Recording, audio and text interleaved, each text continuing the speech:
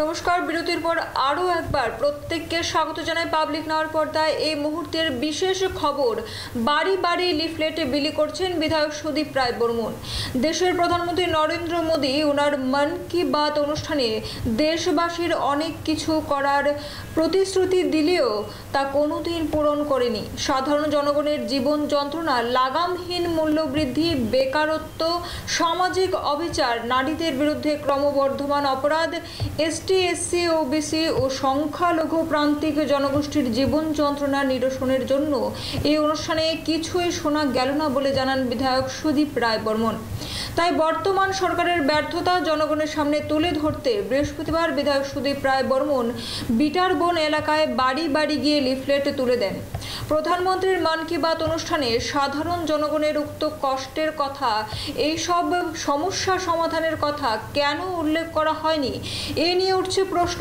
মূলত জনগণকে এই বিষয়ে সোচ্চার করতে বাড়ি বাড়ি গিয়ে লিফলেট বিলি করা হচ্ছে বলে খবর। চলুন শুনে নিই বিধায়ক সুদীপ রায় বর্মনের বক্তব্য। তারিখ থেকে সর্বভারতীয় কংগ্রেস কমিটির কর্মসূচি হিসাবে ত্রিপুরা প্রদেশ কংগ্রেস কমিটি একটা সিদ্ধান্ত নিয়েছে যে নরেন্দ্র মোদী সাহেব তো নিজের মনের কথা জনগণকে শোনান, ভারতীয়দের শোনান। মানুষের মনের কথা উনি শুনতে চান। মানুষের যে মনের যন্ত্রণা,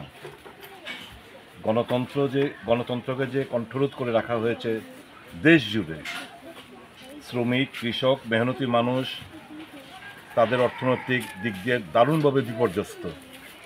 নিত্য প্রয়োজনীয় জিনিসপত্রের দাম মানুষের নাগালের বাইরে, গরিবের চিন্তা কেউ করেন না। নরেন্দ্র মোদী এবং তার সরকার কর্পোরেট অর্থাৎ বড়লোকদের তাদের শুধু স্বার্থ রক্ষণাবেক্ষণ করেই চলছে।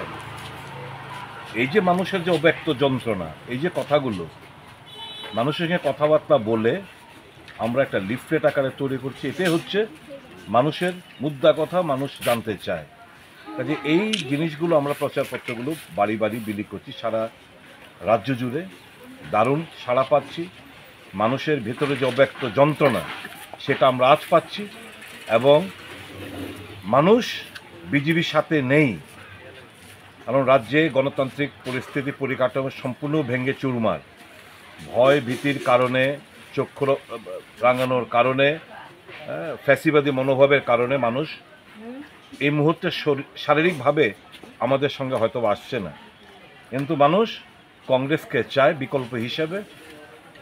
এবং আগামী দিন মানুষ বলতে শুরু করেছে যে এই রাজ্যেই শুধু নয়, দেশে কংগ্রেস ছাড়া গরিব মেহনতি মানুষ, শ্রমিক অংশের মানুষ, কৃষক অংশের মানুষ, তারা কংগ্রেস ছাড়া আর কোনো বিকল্প পথ তারা দেখছে না।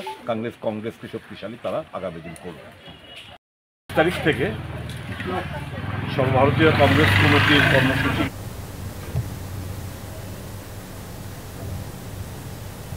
নিয়ে নিচ্ছে একটি ছোট্ট বিরতি, ফিরছি এই বিরতির পর।